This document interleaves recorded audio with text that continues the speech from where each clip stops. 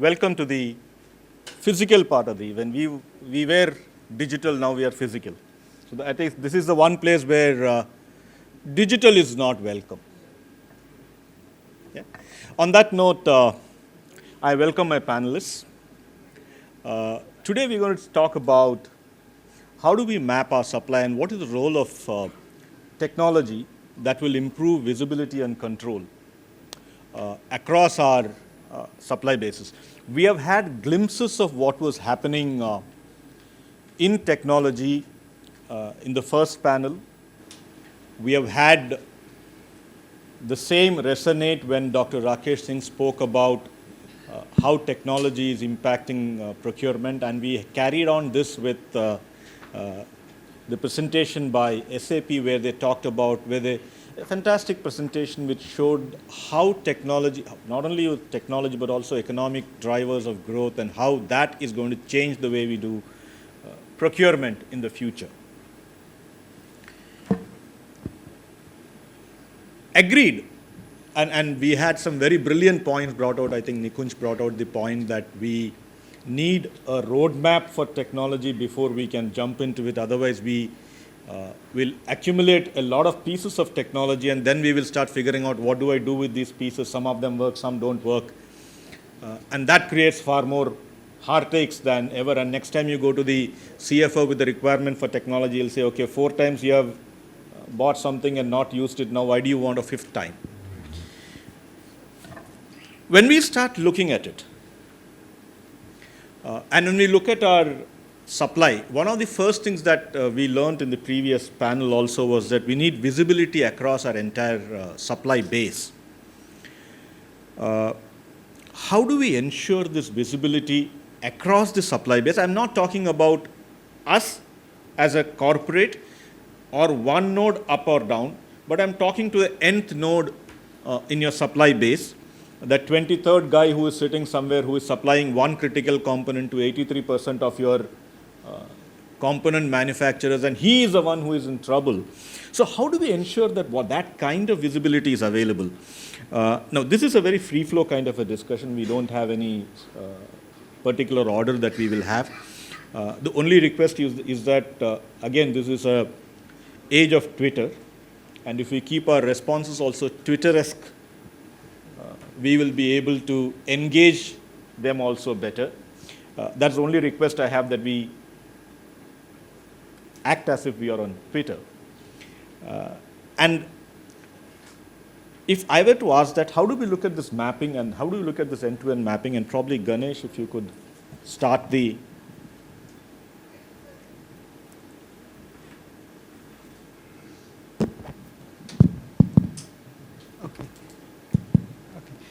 Yeah, good morning. Still it's in the morning stage, okay. Good. In my view, okay, when I look at mapping, okay, mapping from the point when we are consuming it till the point when it is being grown at the agricultural level, okay. If you do that particular mapping, okay, it's a very good and a clear transparency in terms of what we are doing along the value chain, okay. I'll tell you from Nestle point of view, okay, what we do. We don't, as a company, we cannot do it for all our commodities or all our product, but we started off a journey from a purely a key commodity perspective. And our intention was to understand the value chain, okay. Along the value chain, what is the main component, main issues that each of the value chain is facing through. How Nestle can help and overcome that, okay, as well as at the same time understand what is the risk that the company is taking in case of the same value chain is going to continue for a longer period, okay. So that gives an opportunity for us to change our course so that we ensure that we remove the risk as well as develop the entire value chain as we grow, because that's the last end bit should grow, then only we will grow. Okay? So that kind of visibility on the key commodities we started off. Okay? The journey is really tough because it's not directly linked to any digitalized information. It has to go through a process of having engagement with farm level field, and we have a separate department and a function who will start doing that particular thing. Okay? Now that's one of the key element that I would like to say. When we talk about mapping, we would look at end to end, how we are growing and the value chain is growing. Okay? At the same time, remap your organization to mitigate the risk. So that's Thanks. Brish, if I could use the same question to you and probably take it one level down to a commodity level. Yeah, sure. And I'll give a couple of examples, and I'll talk about how we're practicing this in Uber. So, as you said, let's look at a couple of commodities here. And let me take a very, very simple example of maybe the facilities management or food supplies that every organization does, right? What happened a couple of years back when the lockdown happened? There were certain directives that came from the government also, that the blue collar staff, they should be paid on time, and companies should not look at removing them. And that point was taken by our facility partners as well as food partners. Our offices were closed, but then they said government is saying that you have to give salaries to our food partner, our staff. And we were like, it's not just our ownership, right, to pay for them, right? You also own it. We are not taking any food supplies, right?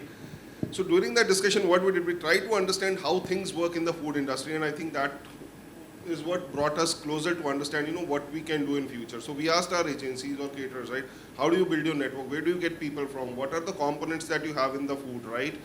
The moment they started talking about, okay, I'm not buying, any perishable item today because, there is no production happening, but I have staff. So we understood, okay, are these people on your rolls? No, they are not on our rolls. They are further on roll of someone else, right? So the moment we touched upon that, said, what's the ask that you are getting from that organization, right? And then things started becoming clear. And at the end, we got to know that the person to whom the salary is being asked, 50% of those are not being paid also, right? And they had already left for their villages, right? What that helped us understand is suppliers are asking for something, but the moment you go into the supply chain, how things are built, you get the clarity where is the real problem lying and how your suppliers are kind of pushing you for cost and all. So today, I would say our contracts in such a manner that whether pandemic happens or doesn't happen, we don't have to pay such costs. So this one example is, I would say, a good example for us to understand how things went. Very quickly, I'll talk about in another 1 minute what we did. So we were planning to distribute, I would say PPE kits and, sanitizers to all our drivers across 27 cities. Under the lockdown, no one was allowed to do that, to go and distribute or open their offices. What we did in that time was we tried to understand who are the companies or which are the sectors who are allowed to be, operating. We figured out, okay, security agencies were allowed to do that, especially the ones who were actually into the cash management system, right? We tied up with the company. Are you allowed to go and, be on the road? The answer was yes. Are you allowed to go and, park your vans near to the ATM wherein people can walk in and collect, PPEs and all? Answer was yes, right? So this capability was never ever explored in the past. I remember one of my team members came with this idea, right? And we did that. And the security agency today, they actually run this as a part of their, operation, that they have opened a new vertical that we can do retail, distribution also. And they are doing it for a couple of, e-com companies. So this is how I would say, when you start discussing, you get to see how things can change in, I would say the industry or, in the supply chain. Yeah, necessity, they say, is the mother of all inventions. So, yes, the pandemic forced us to be a lot more innovative than what we otherwise would be. It's kind of puzzling since, by born nature we are lazy, and that laziness should create more innovations in the way we work. Shyam, if I were to take this back to you, one of the problems that I did see, that we did see during the pandemic was also that some companies early on identified that there are going to be disruptions, and they switched suppliers from China to European countries, only to realize once the pandemic hit that the European supplier is also tied to China. So here again we are coming back to the same lack of transparency in our suppliers. How do we understand how these links work? What are the kind of technologies are they available? Are we using? Yeah, so let me just, I'm from B. Brown. So B. Brown is into medical devices, pharma, for last 3 generations. So we have 3 facilities in India. We are very integrated, like say global supply chain. So we bring lot of materials and API from Europe. We also bring lot of our stuff from China. And this industry is into topmost focus, as you all know, but it also has a fair turn of ups and downs. So I will just share. So I'll give you very simple example, not to make it too complicated. We make IV flutes. When you step into the hospital, the first thing they put you in the IV flute. So we make IV flute. Now you just compare it IV flute like a Bisleri bottle. So it is a bottle, outside it is LDP, on the top there is a cap. So this LDP come from the Europe. It takes around 8 to 9 weeks to arrive into India. And then we have a stock of around 2 months. And then the cap comes from China. This cap is very critical because if this cap is not properly there, it's not a sterilization, it cannot be complete, it can transmit the infection. So this comes from China, and one plant is near Beijing, another plant is near Shanghai. So this visibility is definitely needed. Now, if we are not have that, the time is teaching us. So if I have a LDP, if I don't have a bottle cap, I cannot make my bottle, I cannot supply. And we are right now in this situation, like as I speak. Luckily, with a lot of technology and transparency, we planned at least 4 to 5 months inventory. So we are, let's say, overcoming that. My caps from China plant, one plant is coming, but another plant no coming. So it's a different category. So we need a complete visibility. Also, I would like to share, I am personally seeing a very new trend. Maybe it is only happening in pharma or medical, but other industry also relevant. I'll give you one very live example. We ran short of the caps. And the problem was so big that we have to ultimately stop the plant, which employs around 850 people. Now, it's a huge cost. And I have only material for 15 days. My next shipment, by any means, even air or anything, cannot arrive within 3 weeks. So it's a real disruption. What to do? So we contacted one of our competitor. It's a Japanese company, Utsuka, very large, like our size or even a little bigger than our size. We had discussion in all transparency. They also buying from the same supplier, same everything. And you will be amazed to see they help us to run our line for 1 month. And we have an active collaboration. So I am also not saying that the days are far where possibly, let's say, the shared inventory could be something which is coming up. Now there is another live example where we also do a lot of product making for a company like Zydus, very large pharma company. And in that, we use one filter which comes from US. It's a filtration process. Merck makes it. It's one of the largest manufacturer of this. And when the vaccine demand shoot up, this filter demand shoot by 20x time. So they cannot make it anywhere in the world. So they just stop supplying this filter in the India market. Even all the pharma manufacturers, even as of now I speak, is suffering from there. But we went back to our customer. He said, this is the situation. Can you help us? They help us. They says, okay, you make the product. We give you this filter we have in some inventories. So these are some of the short-term solution which is emerging to overcome. The long-term, I think Mr. Singh covered is some kind of a localization. We are also talking to the government, Make in India initiative, that how we can localize, because that's the ultimate we have to reach, maybe 3 years, 4 years. And also de-risking from China, maybe it is an API. So these are some of the broad trend clearly emerging on the short term and the long term perspective. So this is some of my learning in this whole space of interruption and the value mapping. That's indeed very interesting that you between competition or rather rivals you are collaborating. That's something that's very rare to see in industry.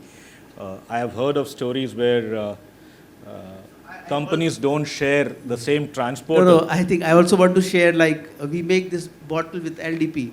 Now this LDP is only made by the pharma grade by the 2 big manufacturers of Europe. Now I clearly understood my lesson. I cannot run my line for next 5 years keeping 2 or 3 months inventory and 8 weeks on the sheet, which can be 10 weeks, which will be 12 weeks. Now we turn to India, who makes it? Nobody can make it. Only there is one company in India, Reliance, which has capability to develop, and that will also take 2 years. And we are saying, Reliance, that we are with you. And when I go and say, Reliance doesn't listen. So I ask my other competitor, you come together and tell to the Reliance. The Reliance say, yes, now we can look at it. And so it's really changing. The collaboration Our models are totally changing. Yeah, at least in Reliance, unless there are 5 zeros in the crores, they don't even look at the, it doesn't register with them. Jayakishan, if I could, pick this up and come back to you. This requires for a huge amount of transparency in the way we do business. How do you see, what are the kind of tools that you would like to explore to create this kind of transparency? Yeah, thanks, Girish. See, I come from a food background, and if you look into food, the three strategic imperatives that people talk about today, and I think it's been told about in the morning also, it's everything to do with supply continuity, which is all supplier relationship and so on. I will not talk much upon it because I think in the morning everything has been touched upon. Then comes transparency, and finally sustainability, which is something which is evolving. And sustainability is all around the carbon impact, these kind of back-end work that you do with farmers and so on and so forth. But just coming back to transparency, this is not an option today with food industry. It's a necessity. Let me put it this way. Like if you look at, if I backtrack and go to 70s, 80s, it was all about food security. Then came the era of food safety, and now it's food integrity. So how do you track food integrity? It's all about and it's a very deep-rooted supply chain. You give examples of automobile industry and fine, but believe me, the food is something which is very deep-rooted and exposed to a high level of risk. So deep-rooted means like today what we do in transparency is we know that who are our farmers, what kind of seeds they buy, which are the seed companies they are tied up with, to the level of what kind of adulteration can happen when the food is in transit, what are the possible adulterations that can, or mixing or whatever you call it in the local language, it can happen in the mandis or the markets. So we have to be aware about everything across the supply chain. So that's the reason the food industry is definitely in the forefront for working on blockchain. And we are successful to quite an extent. And very soon, I cannot name companies nor I can share what we are doing, but there could be a time coming in wherein you have a barcode for export products, you have a barcode there or a QR code, you scan it, you come to know from which farmer it has come, from which geography, what is the farmer's livelihood, the income of the farmers, what is the kind of women-related, women empowerment being practiced in that region. You will have n number of information. It will be I would say a pound of information coming up from all this QR code. So transparency is something which is today a must in food. It's not only to look to take care of all your complexities in the supply chain, but also to create a differentiator with respect to the customers or consumers. Sorry.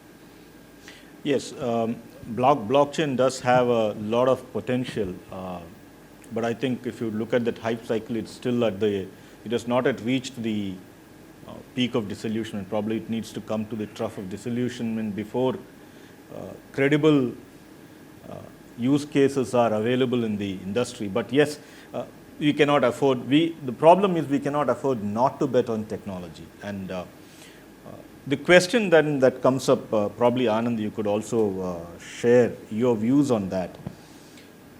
If you look at the number of technologies which are available to us, there are so many of them which are on the making. If I have so much of technology, but I don't have that amount of budgets, and I don't think any CFO will sanction budgets to experiment with technology, how do you choose the technology that you can that will make a difference? Hi, good afternoon, everyone. I think this was one of the questions that was running in my mind when I was sitting that side. So many technologies, but it's going to come at a cost. We in procurement are asked to save cost, and this is going to come as a big challenge for us. But what we can probably think of doing is, can we start small? Start at one, if not for the entire gamut of buying that you do. Probably that is where you should start showing the results to the business, and that's how you can slowly add on. That's my take. Uh, you are also facing a number of challenges when it comes to disruptions in the food supply chain. I think cocoa is on fire, sugar is a question, oil is a question. So, how will any of these technologies, have you looked at any of these technologies as a solution to understanding what's happening? So we haven't actually, and but one of the points Ashwini was talking about, you trying to map your suppliers, and hence start working towards predictive analytics, are something that are things that people like us can look for.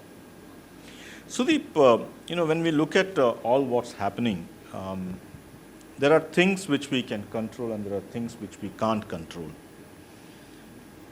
There are technologies which we can afford, there are technologies which look fancy. How do you navigate among these, and what are the kind of challenges that you see in creating the kind of transparent procurement base that you need? Okay, thanks. Good afternoon. Great question. So I think in terms of mapping, which many of my peers have already spoken about, we have been doing this in the past and we will continue to do it as well in the coming years. So more of an end-to-end mapping or a supply network, as someone called it, instead of a supply chain. So all of that will be done. However, like you rightly asked, Mr. Girish, so it's not possible for anybody to predict what could go wrong, because there are things beyond the supply chain factor. So Russia-Ukraine will happen, nobody could have predicted, right? Or for instance, coronavirus will happen, nobody could have predicted 2 years ago. So these are disruptions, real-time disruptions, ocean freight container challenges, and I think we also have a recent ban on palm oil exports from Indonesia, which is a very recent 2-3 days old news, right? So all of these are popping up once at a time, and no matter how deep you map, you will never be able to anticipate it, and you will be caught off guard. So what I think is to look at it a little differently internally within our respective companies. How are we ready for such disruptions? So instead of saying this is how we want to predict the disruptions, let's say that the disruptions will come. Let's take it as granted. And therefore, what are some of the things we can internally do within the business with the CEO, CFO, etc., with the marketing head and with the right kind of stakeholders, saying that, okay, this is the business we are into, this is our, say I'm in the food industry, so I'll use the word recipe to manufacture something, but say somebody in a different industry, an automobile or a semiconductor or electronics will have a different word for it. But whatever components we have, what are the replacements available? What kind of flexibility we have internally, saying that, okay, if palm oil is not available, let me use something, rice bran oil, for instance. Okay. And that pre-alignment is there today, so that when it happens, we switch. Instead of when it happens, we start discussing, having a discussion, spending 15 days wondering what is the next best course of action. So I think that is one part of it. The second part of it, again, something that we as a corporate community can do, and this ties up very well with the ESG agenda which is being driven globally, right? So one of the things we can do, and we are lucky being in India, we can actually do this, which some of the advanced nations may not be able to do. So how do we enable the small suppliers who are there, small businesses, to come up to board and start working with larger organizations like ours, okay? And this will tie up with the theme of Atmanirbhar Bharat, which is being discussed over the last 2-3 years by the Prime Minister. Of course, there is a role from the government to play, because they have to enable the right policies and all of that. So that's not something we as corporates can do. So that's the government's role. But our role is to say, how are we bringing these smaller businesses? So there are so many. There are so many in India. It is impossible to even imagine. It would run you tens of thousands, 20 crore, 50 crore, 30 crore businesses. How do we start providing them the right opportunities? Because if we do that, then our dependence on China or some other market will reduce. It will not be zero. It will never be zero. But it will reduce substantially. And within this country, we are in India. We have these small suppliers, and we have all the resources, be it natural resources, manpower, intellectual capital, talent, whatever you call it, people capital, everything is there. How do we do it? And of course, if the government is supportive enough, not just in speech but also in action, then I'm sure we can, work towards that. So I think these are the two things we can do apart from mapping and predicting, which many of us have spoken about. Yeah, Thank you. true. True, Sudeep. In fact, when we talk about our supply bases, and a lot of us always think about our global supply bases and how do we figure out what that guy sitting in some small place in China is up to.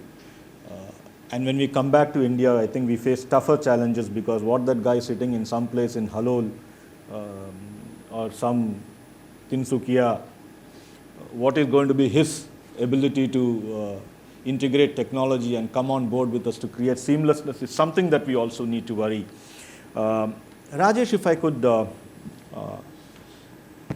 ask you this, come up to you with this. When we talk about a lot of mapping visibility, as large organizations, we have the ability to absorb that technology. However, most of our problems originate in our smaller suppliers. How do we create that ecosystem where every one of our nodes is in a transparent ecosystem? In fact, when Jayakrishnan talked about blockchain, the first question that came to mind is that we live in an era of discontinuous technology entities. And whenever there's a discontinuity in technology, blockchains can't work because there are individuals, blocks, holes which come up. There will become block hole technology rather than a blockchain technology. So how do we manage this kind of challenges? I think if we talk on mapping the entire supply chain in any organization, I mean, we are from a different industry other than food because we are in EPC large construction. We don't have pre-set defined of our purchase in a regular world. We have a different client, different countries, different type of projects. Every sourcing is a engineering products. So for us, it is like must is like poor word. I mean, we have to have a beyond that. I mean, recently there was a study from Harvard. I mean, can we believe this? Our supply security is determined by the L8 level of our sub-vendors. I don't think most of us, including any organization, we don't know even who is the L8 vendor in the supply chain.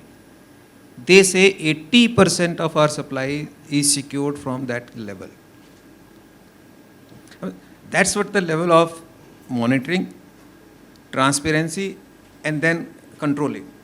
I think these three things are not in place, and these things are only placed with the help of a good technology suited to your environment, your piece, and your geographies, what you are doing, and what speed of environment, what aggression you have. Like, for example, we are going in a big way of hydrogen manufacturing. So we are sourcing analyzers. So finally, we'll end up in a problem of analog card. Why analog card? There is a chip issue. Chip is coming from where? You can't isolate some countries like China. Ultimately, it comes in the form of chip to you. So we finally reconfigured those things and managed somehow something. We spoke to Ashish of Honeywell and he helped us a lot. I mean, something like that. I mean, what happens is identifying your entire supply chain, identify the weak area up to a depth, like it is a T. One, you go horizontally, but it is very important in today's volatile world to go to vertical depths. Which cycle, which event where I can go deep, which is my concern. Like, for example, we order for some manufacturing of some pumps or something. There is a PLC, which is an inevitable part of any rotary machine or any machines. Whether the sub-vendor has ordered this, whether he has ordered all the components in the PLC panel, whether the panel, we say panel is ordered, but what are the last component of that panel which is going to be assembled, which is a must for SAT or FAT, whichever happens later. We have to go to that level. And that level is not possible without having the right technology for you. And what we have done in the last 1.5 years in this, we have been successful in maintaining this right transparency, and we have 5,000 vendors we are working with, and most of them on digital maturity stage. I mean, normally I call it a digital maturity. So the way we work, we should work on the digital maturity level of our vendors, sub-vendors up to L8 level. Only then we can make a complete ecosystem so that our supply is secured. That's quite interesting. In fact, I would now also want to invite any of you have a question which troubles you or you want to trouble them, you could ask the question. Anyone would like to? Yeah, there's someone at the back.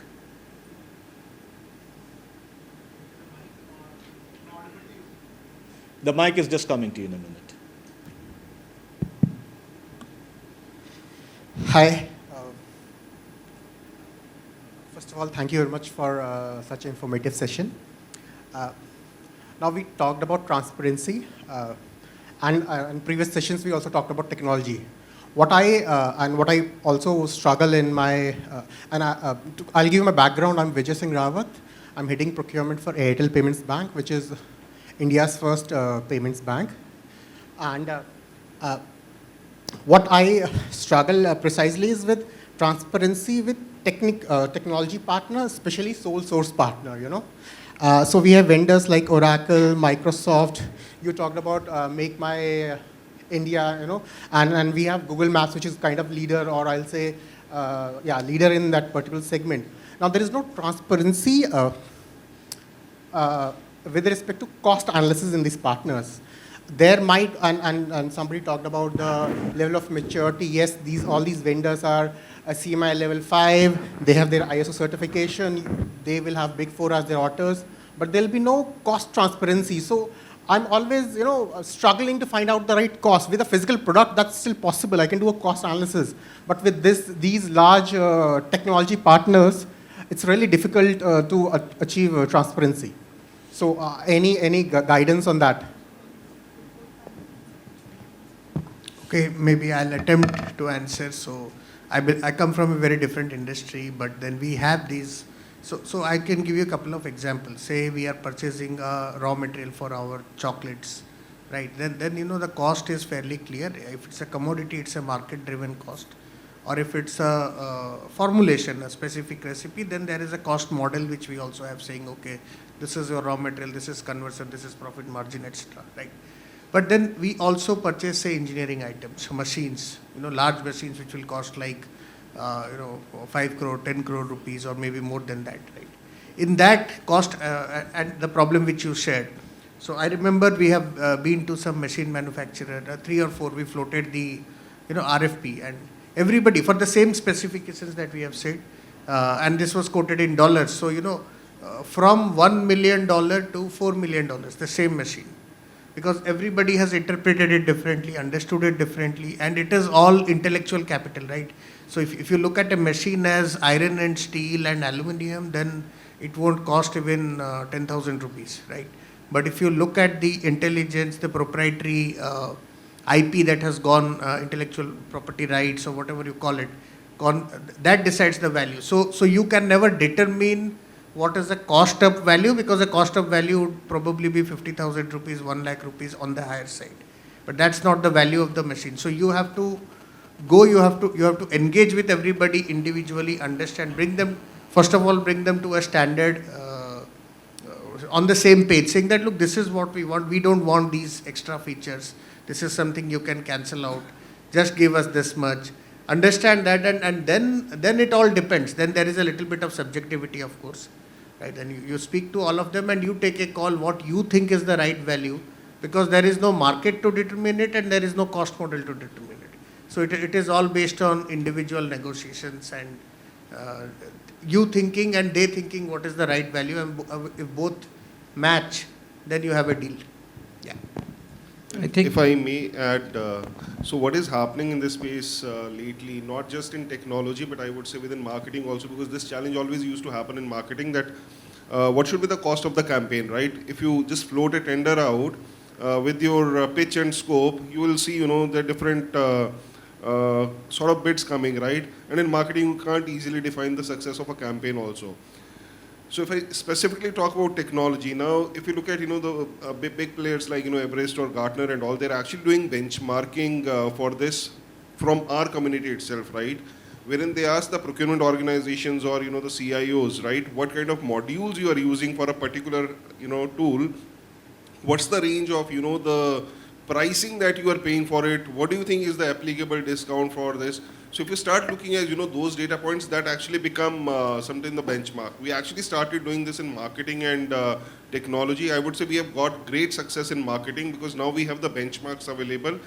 The moment you talk about a creative director with 15 years of experience in a tier A agency in a particular country, you know what's the price that is applicable. And where is that data coming from? That is coming from people like us who are the advertisers or, whose company is spending on this. Same with the technology cost is also coming from the CIOs and procurement people. While, the company names are not shared, that's what is kept confidential. But you can always put in those numbers which can help a procurement person to understand what are the benchmarks around a particular module today.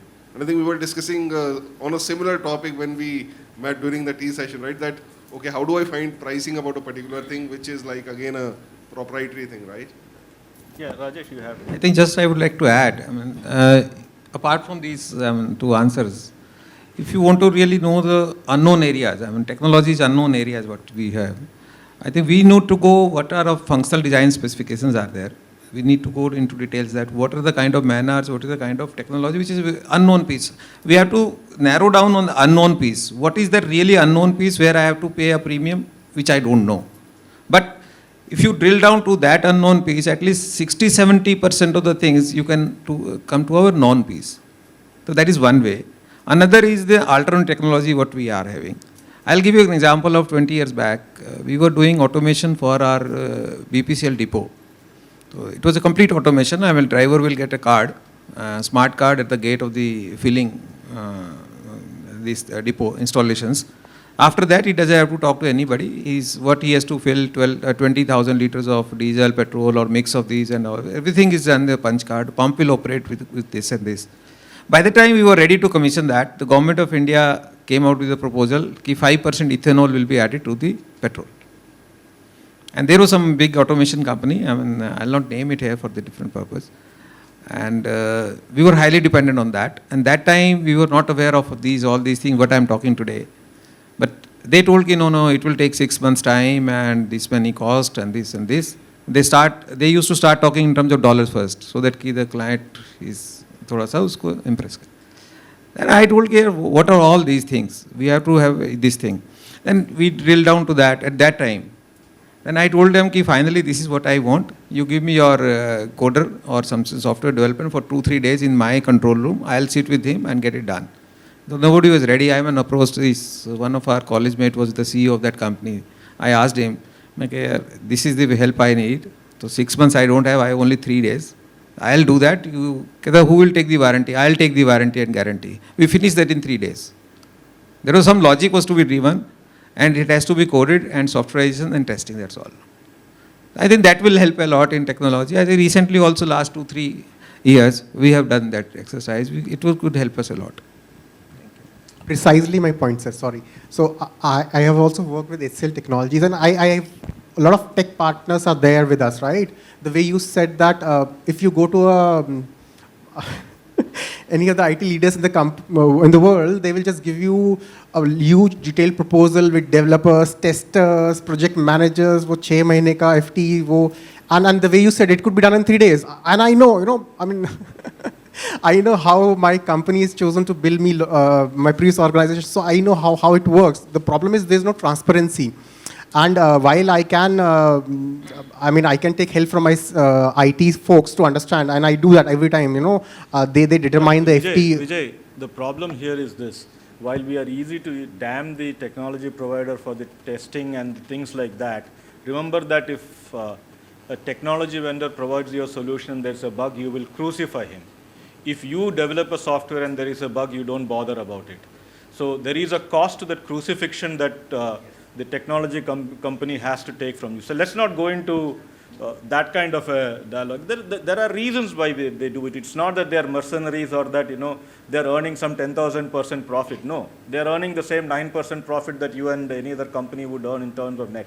So it's kind of regularizes that. Let's not go into those kind of, speculations here. I think we have come to the, Jaisal, am I on? It's time for me to cut. Yeah, Harish, Jaisal, you need to. Hello. Yeah, Thank you for giving this opportunity, Girish. So I like to have a question to the panelists that the important part of the procurement is market research. How companies are digitalizing that part? Anyone want to take a question on marketplaces? On marketplaces, digital marketplaces. Research of places, Research. market research. So I would say for procurement professionals, there are a lot of these companies who are providing intelligence at a commodity level. I'll just name a couple of companies. I don't know whether they are here or if their competition is here. Barrow is a great company based out of Chennai now, which is running a global operation. If you go to them with a problem statement saying, okay, I want to benchmark or I want data on CPAS, right? And within that, I need voice, which is again a robotic call. They can give you a complete research paper. Who are the players? How the trend has been happening? What are the governing factors for that particular procurement? So there are companies who are coming up at a commodity level today. And in fact, I'm not too sure about SAP, so Ashwani can talk about that. But I have heard a lot of these solution providers are also now coming with the papers which talk about at a commodity level. So that's what is being used by the procurement organizations to build their business case and arrive upon that how should they procure a particular thing. Yeah. Harish, if you could. Yeah, one last question. Actually, I mean, you guys are the pioneers also on the supplying front, and we are being the retailers are the end consumers. So I just had one small question actually. What are those two things that would help us in terms of supply mapping to help us to plan better and we are seamlessly integrated with you? What are those two things for you, I mean, being the suppliers to us as the retailers, that would help in planning? Forecasting, demand, like how the market coming, ups and downs. Downs is also very important. In last 2 years, we have seen, like I just give you example, as a company, we make Hardiston, lot of joint and all these things. And we also make a lot of pharma, let's say, product. So when the lockdown was there, nobody able to predict that demand will go away for all these products of heart or the stunt. And we were sitting with these. So I think demand is the most important thing. If you can predict, I think OEMs can definitely put it into their processes to reflect back. I think the consumer demand is very crucial. Like if you can even, like somebody was referring in the first session that S&OP cycle meeting is also not solving that problem. The demand is changing week or days or something. So how accurate you can be, I think one of the very effective tool which can help you. Thanks. The second one, if anybody can. Now, I think the point which he mentioned was very valid because what we also expect is a planning that is connected planning. Okay, a biggest element that we miss is the insight that is happening in stores or in an online platform. We, at our organization, we do only from what we sell it out. The energy that you all put into in terms of understanding, if you cascade that and send it across to us as well, that will bring us more value. And second thing, what I would like is to ensure that transparency in terms of your stock cover buildup, that would help us and you both together. How can we minimize the stock? And that would help in terms of bringing value to the consumer. Because what happens is that we also build stock across our value chain. You also build stock across your value chain. Now, when we do these two and we collaborate, we reduce the waste in that particular one angle. I'm giving an example of wastage on the physical inventory. Now, if we start working collaboration along the value chain, we can help in terms of creating that into a value, and that would help you and us both together, okay, in terms of driving the value in this value chain. Thanks. I also want to add, I think the second point which you can really help us, because you are at the front of the consumer, if you can give some early signs of the changing in the consumer sentiment. Let's say, I think you mentioned that demand is coming from tier 3, tier 4. Now, if the demand is coming from tier 3, tier 4, even the company like us, why shall we supply more to the tier 1, tier 2 hospital? I should better make my infrastructure, warehousing, distribution in tier 3, tier 4, and I'm better prepared in next 3 years. So you can also give very early alert signal. The signal what, let's say, people like us on the OEM side will get very late. You get the first signal, and those can really trigger a lot of advanced planning. So the agility can be much faster if you feedback those changes. Thank you. Thank you. Harish, you asked for a solution, you became a part of the problem. that was It's a a nice good way of problem turning to it have. around. That is the definition of a collaboration.